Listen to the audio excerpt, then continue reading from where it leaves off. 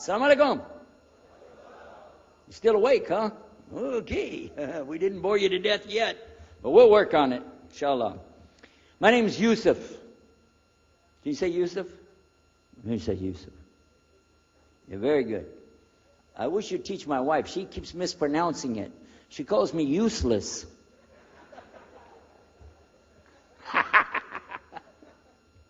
Alhamdulillah.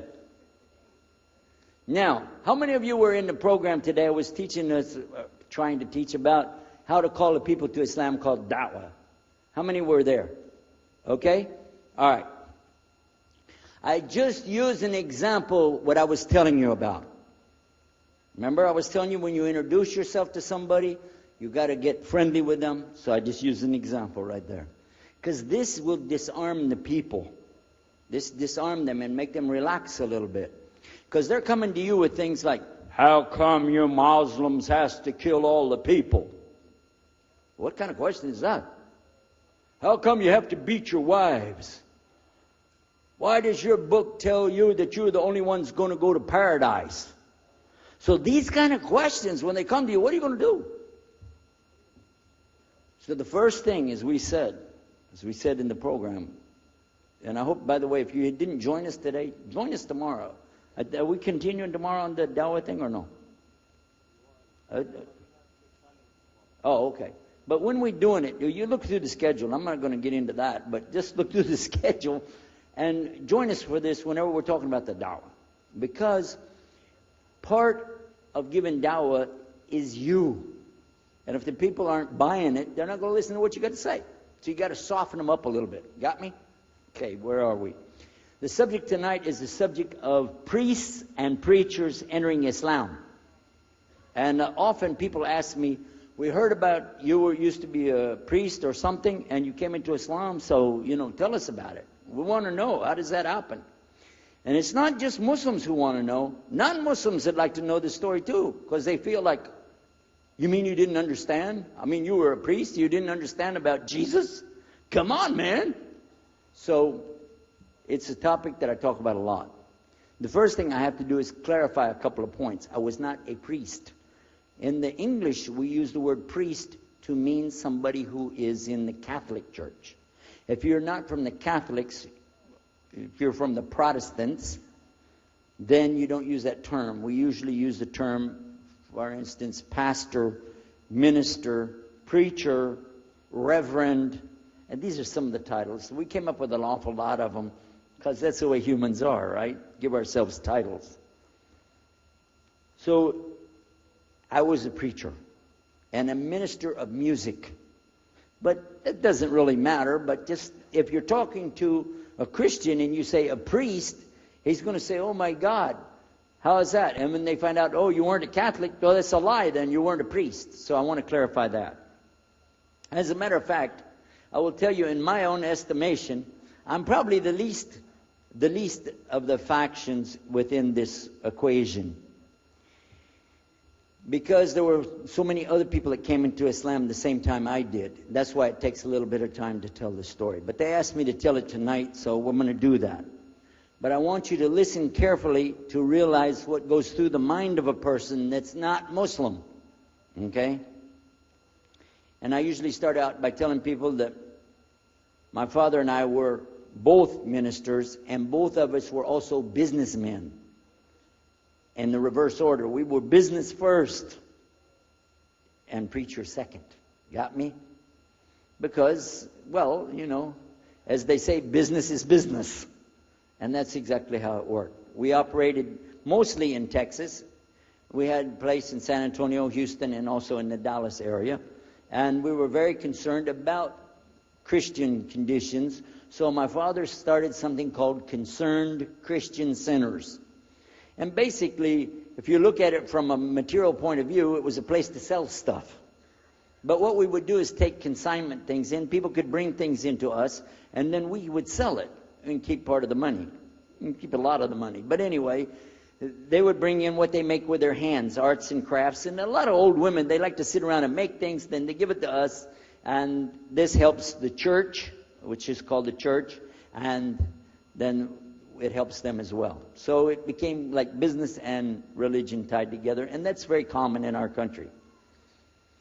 At one point, my father told me, we're going to start doing business with a man from Egypt. Well, I said, well, oh, this is great. International. It sounds good. We can put this in our business card. We're international. He said, and this man is from Cairo, Egypt. And that's where, if you know, they have the Nile River. They have those big pyramids. They have the Sphinx, Abu Hul. You know, they got everything. I'm saying, oh, this is good. He said, and he's a Muslim. I'll never forget it. I've told the story many times, but it's just like it happened yesterday. I'm standing in between the kitchen, or in the dining room and the living room area. You know, like this when we're talking, and I just stopped like this. I said, what? A Muslim? No way. No way do I want anything to do with that. Dad, come on. You should know better than anybody. Because we were linked in with other preachers. My father supported people like Pat Robertson. Huh? You know him? Pat Robertson? And Oral Roberts. He's not very popular anymore, but he used to be real strong. And his ministry up in Tucson, Tulsa, Oklahoma. In addition to that, people like Benny Hinn. I don't know if you heard of Benny Hinn. He's coming over this way, so look out. And there's many of them. John Hagee, and the list goes on. Jerry Falwell, Jimmy Swaggart. Some of the names, maybe you heard those before. We know these people. We know all about them. All about them. Okay? So at one point, here I am standing there talking to my father about a Muslim. These are the enemies of God. This is what we've been taught. These same people, I just mentioned their names, in their preaching on the television and so on, this is what they teach. Muslims are no good. Now it just became Muslims are terrorists. But back then, you know, we didn't reach that level yet.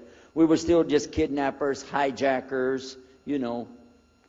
They said that Muslims don't believe in God, that they're worshiping a black box in the desert, and they kiss the ground 5 times a day. Now that's what we know, man. So here's this Muslim going to do business with us. I told my dad, no way, I'm not going to do it. And he insisted. He said, I want you to meet this man. He's very nice. And I said, I don't want to meet him. I never am like this, by the way. But on this case, I said, no, that's one thing I'm going to stand firm against. We're not going to do it. He said, I want you just to meet him. I said, all right, I'll do it for you. I'm going to do it my way. I'm going to go to church. And it's going to be on Sunday. When I come out of the church, I'm going to have my Bible under my arm. I'm going to have the salib. I used to carry a big cross. I'm going to have my cross with me. And I'm going to have my hat that says, Jesus is Lord. And I'm going to have my wife, born-again Christian, with me. And we are going to get this demon, devil, infidel, Muslim. And we're going to show him Jesus. Okay? Now, this is a true story, by the way. So I got up that morning on Sunday, and I was thinking, man, you know. We went to church. Strangely enough, the preacher was preaching out of the Old Testament about salvation coming at the time of David, which really puzzled me, because according to Christianity, it's coming through Jesus. And it really, that opened a door for me, but that comes up later in the story. Why was he saying there's salvation before Jesus? That's interesting. Now, when I get there to my father's store, I'm looking around, you know. I'm looking for somebody wearing, you know, a long white robe and some kind of black, you know, thing over that with a long beard. And I guess I was looking for me, wasn't I? Anyhow, when I get in there, I don't see this guy. By the way, imama, sword, everything. Ayatollah Khomeini, maybe. This is what I had pictured. I said, where is he? I'm ready. My father said, he's over here. I said, where? I said, here. That's a normal guy. He was normal. He didn't have a beard. He didn't have any hair at all. I said, how do you do? I told him my name. He introduced himself. His name is Muhammad. I said, how do you do? After the niceties of hello, how are you, how's everything, I said, do you believe in God? He said, yes. Oh, yeah? Sure. I said, but do you believe in the God of Moses? He said, yeah. Abraham? Yeah. What about David and Suleiman? He said, yeah.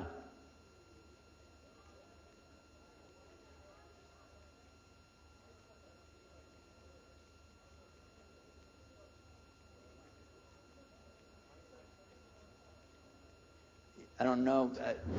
That will be taken care of. You need to have to panic, inshallah.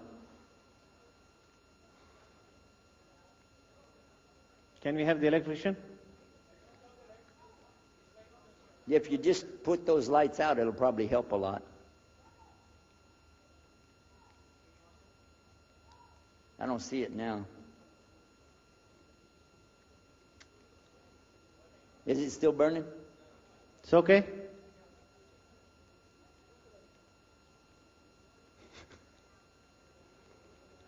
Sheikh, probably you are too hot for that. When you're hot, you're hot. You want to keep going? All right.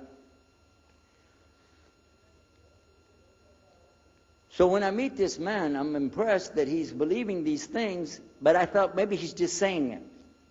So I even asked him, what about Jesus? Because I thought maybe they're kind of... First I thought Muslims were like Hindus. That was first. And then when he said he believed in some of the things of the Bible, I said, okay, maybe they're like Jews. So that's when I said, yes, but what about Jesus? Do you believe in Jesus? And he said, yes. I said, okay, wait a minute. This is going to be easy. I can convert this guy. So I agreed that we're going to do business with him. And in fact, I took him immediately out to have tea together. We sit together, drink tea, talk a little while. And I start tearing the peach stream right away. I'm in the Bible. I got it right there. Flip it open. Genesis. Let's talk about Abraham. What do you know about Abraham? Abraham, he had 2 sons, you see, and blah, blah, blah, blah, blah. And I'm doing all the preaching to him. You imagine this? And he sat there. Okay. He's a graduate of Allah's heart. And like this. Get me? You know what I'm saying? Well, it happened that during Ramadan, some of his friends that he was staying with had to move their apartment around or something, and he was going to go stay in the masjid for itikaf in Ramadan. It's normal. We didn't understand. I thought he has nowhere to go, and I told my dad, this man has nowhere to go. And my dad said, no, he's got money. I said, no, he doesn't. Dad, I'm telling you, he has no place to go. I heard him say he's going to go live in the mosque. To a Christian, if you're going to live in the church, ooh, that's the worst. So I said, let me offer that he can stay at our place. And my dad said, no, you don't do that. That's not right. I said, no, I'm going to offer it to him. I went to him and I said, how would you like to come stay at our place?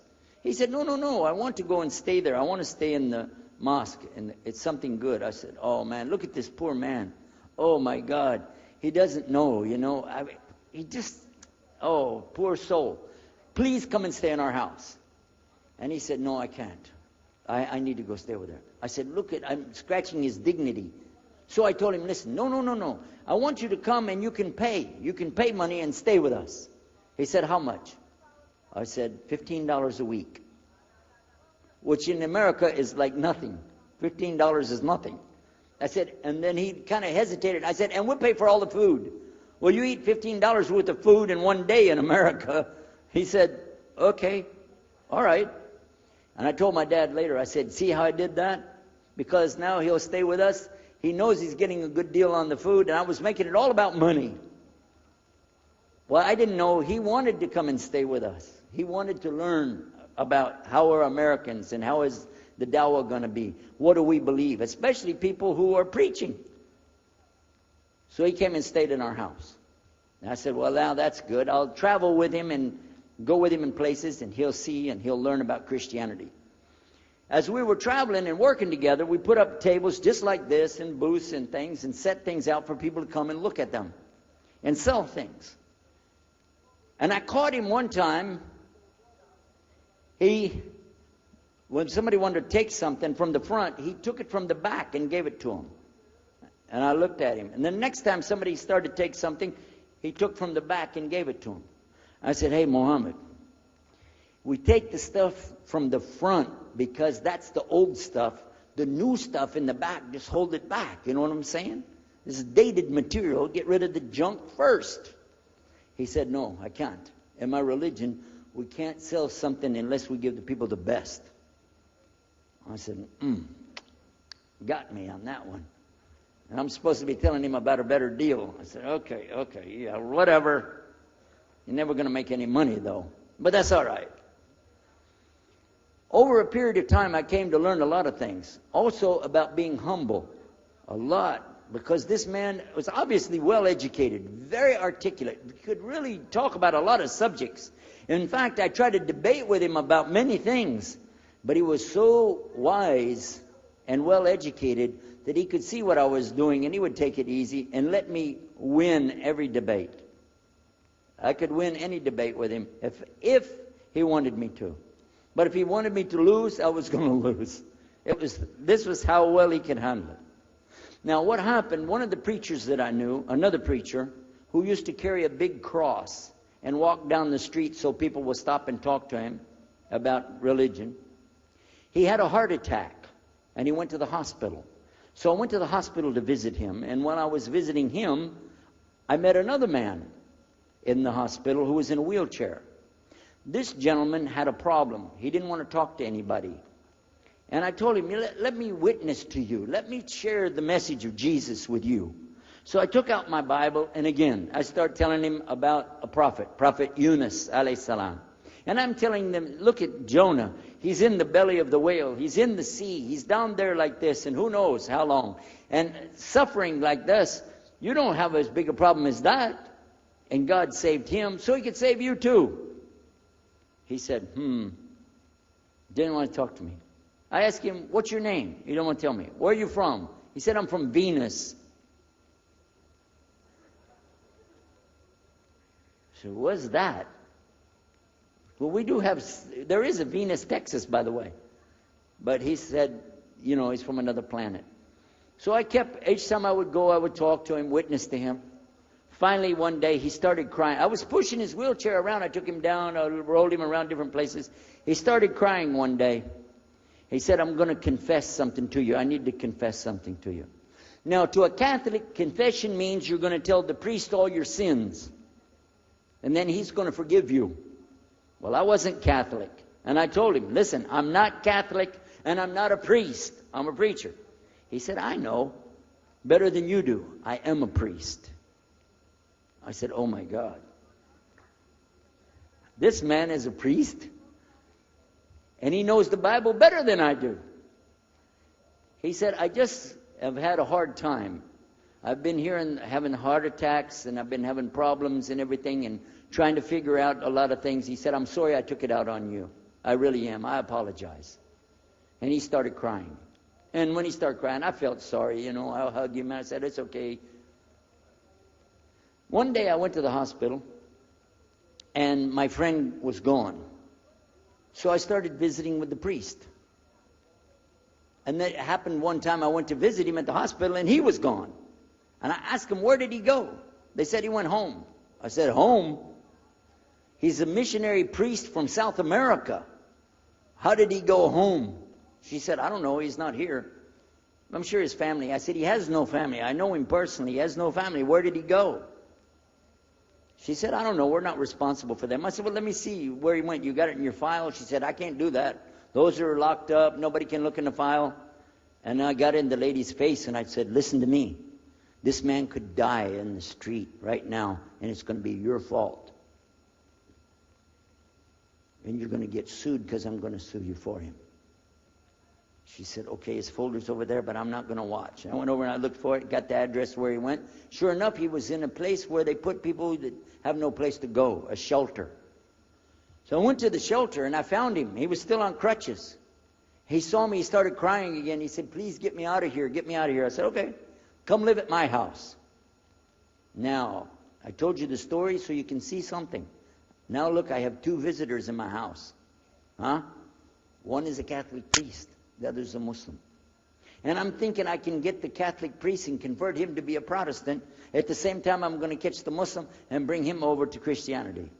High aspirations. But it didn't work. Some strange things began to happen.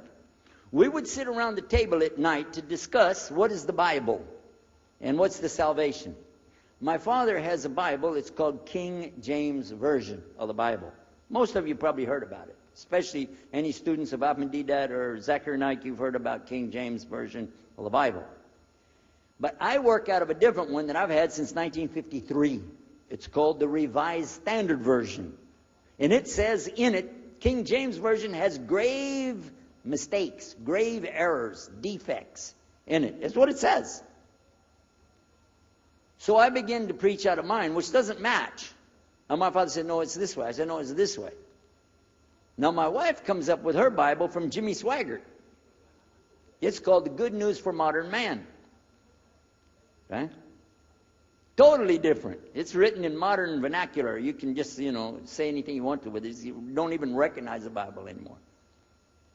The Catholic priest, he's got another Bible. An older Bible with 73 books. We're working out of 66 books. And his is not even the same in the verses. It doesn't match up at all. And I never even knew about this subject until then. And he's saying this, and I'm saying that. My father's saying something else. My wife's on something else. And all the time, Muhammad the Muslim is sitting over there like this.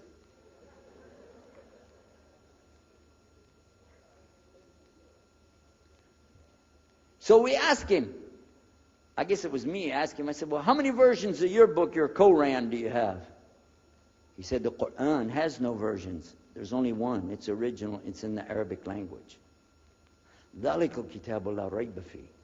This is the book that has no doubt. Hudal al-Muttaqin. It's guidance for those who have taqwa for Allah. As Sheikh Muhammad Jabali was just telling you about this shield or taqwa that you have to have between you and Allah subhanahu wa ta'ala. And only certain people are going to get the huda, hidayah, dina, from this Quran. These people that have the taqwa. So when he's telling us that the Quran is one, I'm going, huh? And it's in the original language, we still have it. You know what I was thinking? He's lying. I was sure he was lying because he could see the problem we were having, and he just sat back and made that up. But I don't know Arabic at that stage, so I don't know what to say. Maybe, I don't know.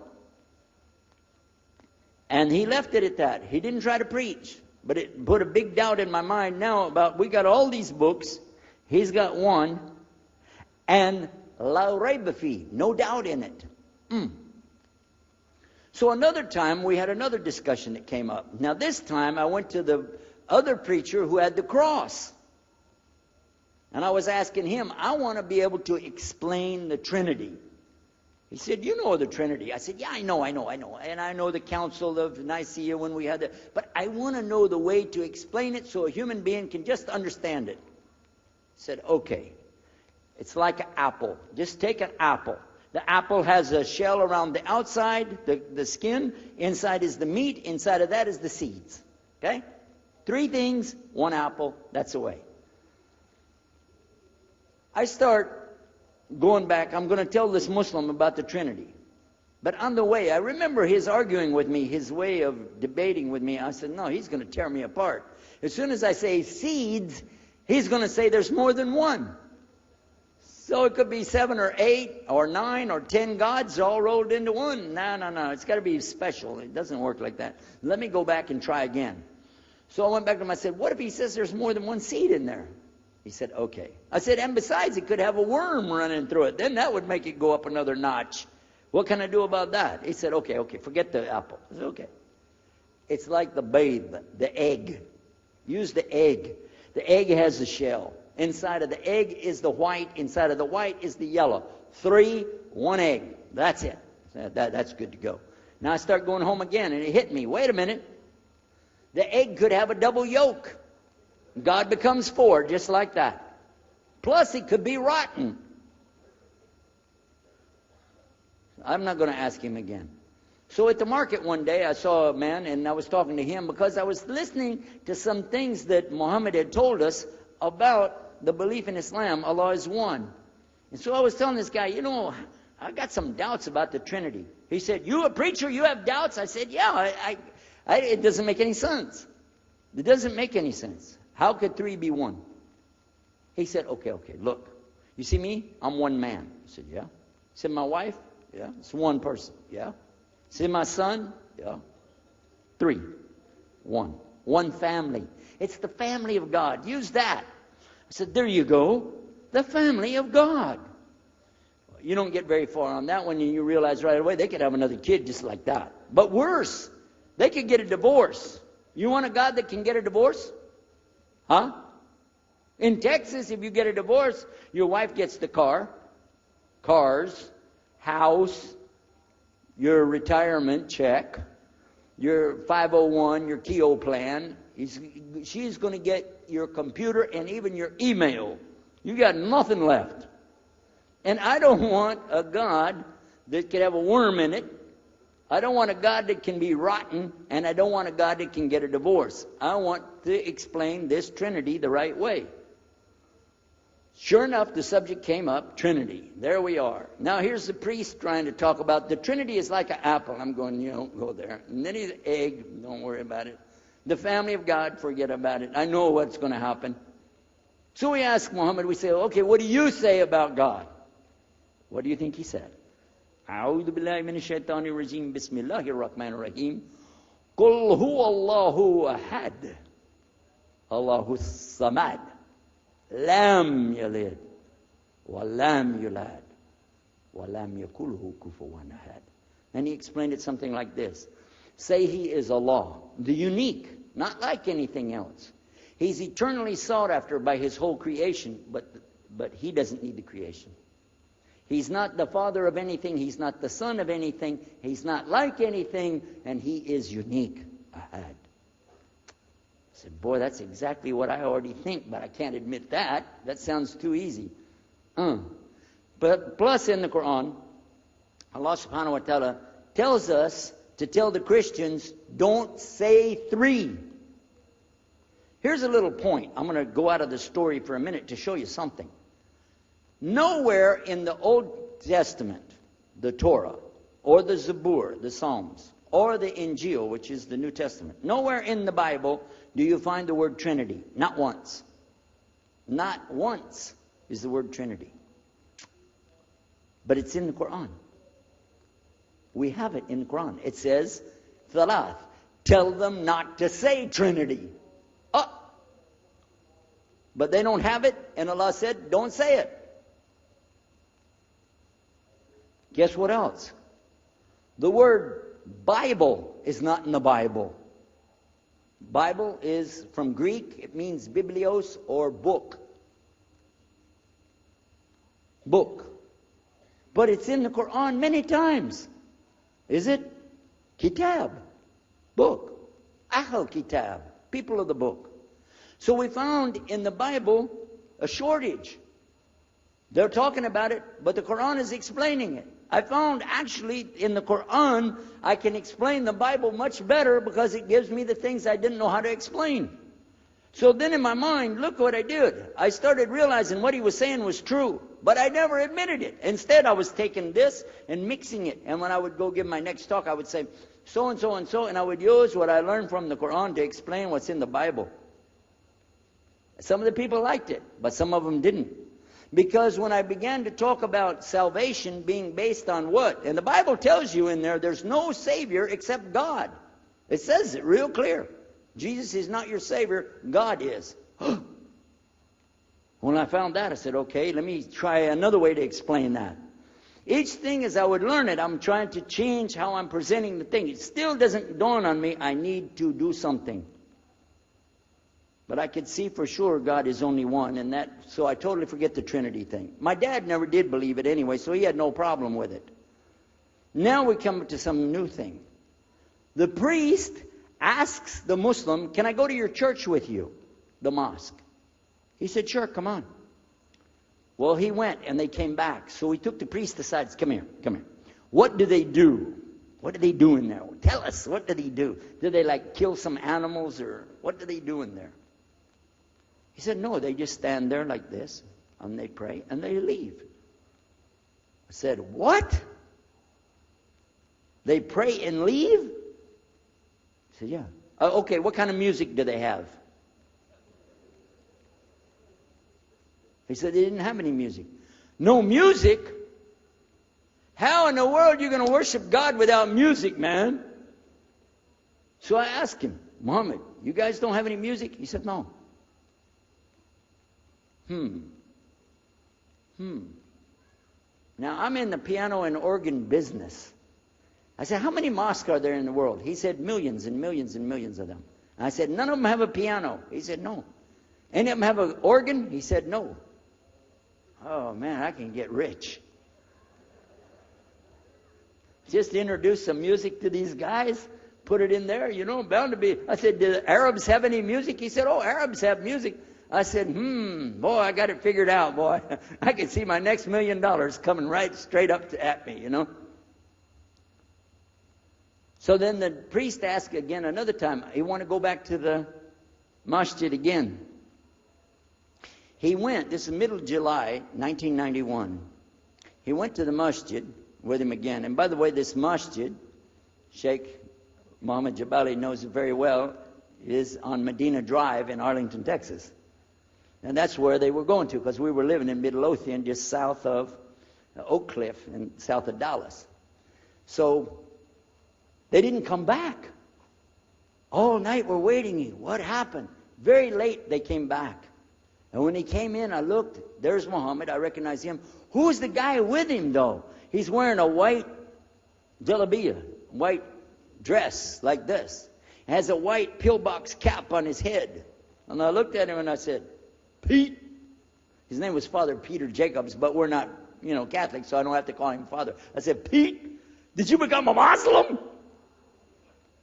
He said, Ashhadu la ilaha illallah, Ashhadu Muhammad Rasulullah. I said, oh my God. Now, I used to have cameras like these cameras right here because we had a television show called Estes Music Jamboree. So I got one of our cameras out, opened it up, set it all up on the tripod, and I was going to interview him and ask him, well, you went to Islam. What happened? While I was talking to him, though, he fell asleep. So it was still in my mind, and I was thinking, what am I going to do? This is too amazing. Now, here I'm preaching to the people, and I'm trying to change what I'm saying, and here's a priest, just became a Muslim. My father's saying it's a good deal. It sounds all right to him. I don't know what to do. So I decided I'll talk, make mashura. I talked to my wife. We have an apartment upstairs. We were in our apartment up there, and I'm telling her, a priest became a Muslim today. What is that? And can you imagine what they were saying about the Quran and saying about this and so and so? All of a sudden, she said, I want to get a divorce.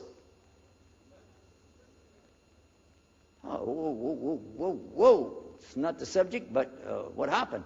She said, no, all this talking about religion and talking about Islam, and so I can see it. I said, oh, no. No problem here. No problem.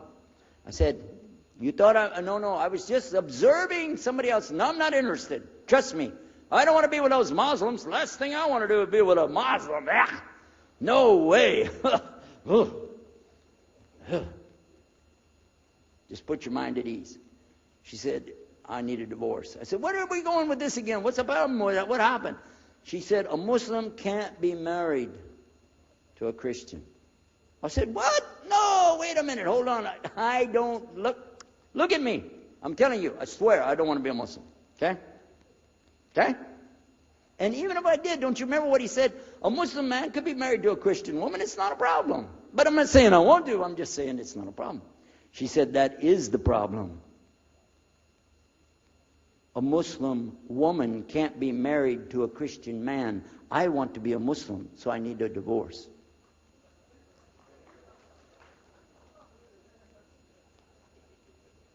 I'll never forget, I was sitting right on the edge of the bed, just sitting there, and I almost fell over. I said, at last, I can tell the truth. I can say it. I didn't realize that she liked the idea. I was afraid. I said, okay, the good news is, I too want to be a Muslim. You know what she said? I don't believe you. I said, no, really. I was just saying that because, but for sure, just so you know, I want to be a Muslim. I've been thinking about it. I want to be a Muslim. We're both going to be Muslim. Alhamdulillah, it's going to be great. Right? You know what she said? I don't believe you because you're either lying right now or you were lying 5 minutes ago when you said you didn't want to be a Muslim. And either way, I don't want to be married to a liar. So get out.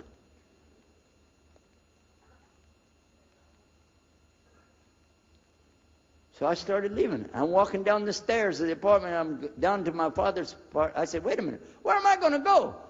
This is my father's house. I just got thrown off of my own property. What happened here? So I went to get to Muhammad and I woke him up. I said, come, you and me, we got to talk. Come with me. And we went outside the house and we walked those country roads in Midlothian, Texas, until the time for the sun to come up at dawn. And all that time, I talked to him about what's it like to be a Muslim, how do you have to believe, what do you have to do. Let me hear all of it now, and no more playing a game. I'm not debating, I just want to know. Just tell me. Just tell me what's Islam. I need to know what I need to do. And he told me everything, and I realized this is it. I got to make a decision. This is a big deal, though. And he told me, okay, this is up to you. You have to go make a choice for yourself. I can't help you. I said, oh my God. So when he was praying Fajr, I decided, I've been watching this man praying this direction with his head on the ground. It's so beautiful to see a man humble himself, put his head on the ground to the Rabbil Alameen. I said, oh my God, let me try that. So I sneaked off somewhere where nobody could see me, illallah. And then I found a place, a board there, and I bowed down on the ground and I put my head down on the ground on that board there. And by the way, I'm pretty good at speaking, especially in prayers. I used to make so long a prayer, they wouldn't let me say the prayer at Thanksgiving because the food would be cold. Okay? But I put my head on the ground and only these words came, no more words, just this. Oh God, guide me. That's it. And I was thinking, I got to say more than that. Nothing. Oh God, if you're there, guide me. That's it. After a while, I sat up and I looked around. There wasn't any fancy rainbow. It wasn't birds flying around. There was no big signs from above. There was no music, angels, harps, nothing like this. It was just a cloudy day in Texas. But inside, I could realize I had to make some changes. To me, that's what I need to do. There's the problem, it's inside of me. Within a few minutes, it became clear what I needed to do, and I had to develop an idea of how to pull this off. I talked to my wife, I talked to my father, I made a bath, and at 10 o'clock that morning, in Midlothian, Texas, I went in front of this man named Muhammad, and this new man named Yahya, who used to be the priest, and I said, Ashhadu an la ilaha illallah, wa ashhadu anna Muhammad Rasulullah. Immediately after that, my wife did her shahada. Ashhadu an la ilaha illallah, ashhadu anna Muhammad Rasulullah.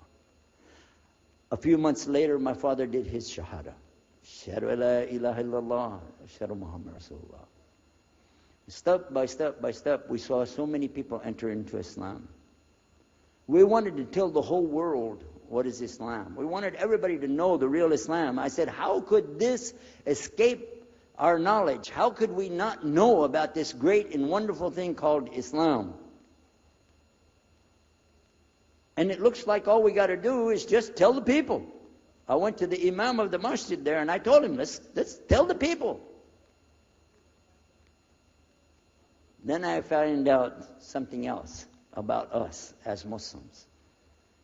And that's why we've got this convention here right now. This is why we have the exhibition. So you're going to use this week to learn how you can become, inshallah, the best Muslim you can be, and how you can show the real Islam to the people that are not Muslim. This is your duty. This is your duty. This is your language. This is your people. Just as it's my duty to give the message to my people and my language. And so the same way, it's your duty to give the message to your people. Allah will not ask you if they made shahada. but He will ask you if you delivered the message. Alhamdulillah, today, I can tell you with no doubt in my mind, we have seen thousands of people give Shahada. Several hundred at a time.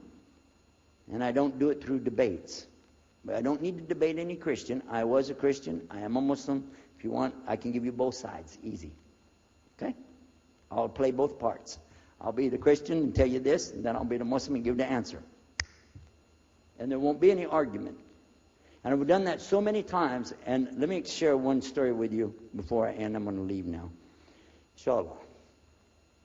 I was telling the brothers today that I was asked to give a talk in a church in Hagerstown, Maryland, just outside of Virginia. This was in 1999. And I went there and I gave a talk in the church on Sunday.